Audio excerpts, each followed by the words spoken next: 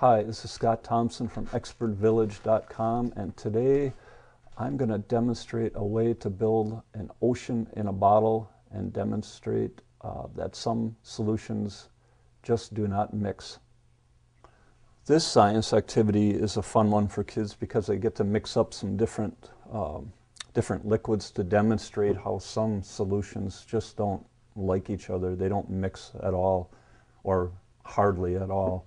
What you need for this demonstration to build an ocean in a bottle, I call it, is a vessel to actually make the ocean in a bottle within. A low-cost alternative is just a pop bottle or bottled water, empty bottle, plastic bottle. A little more expensive and nice to have if you can get them are these test tubes. These are actually future 2-liter pop bottles. They're called baby soda bottles. Eventually they would be pressurized and heated up and turned from this size into the larger pop bottle that you see in the store.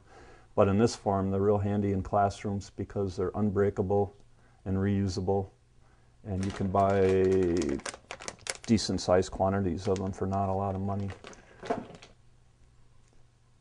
Also, you're going to need some vegetable oil or kerosene lamp oil, a lightweight oil. Baby oil works good too, a real cheap alternative, and some food coloring.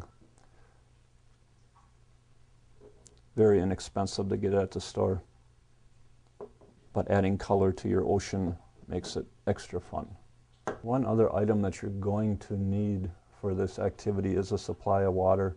So if you either have it on hand in a pan or a bucket is great, or you can just get it right from the faucet. Water will be one of the two solutions that will show that certain solutions just do not like each other.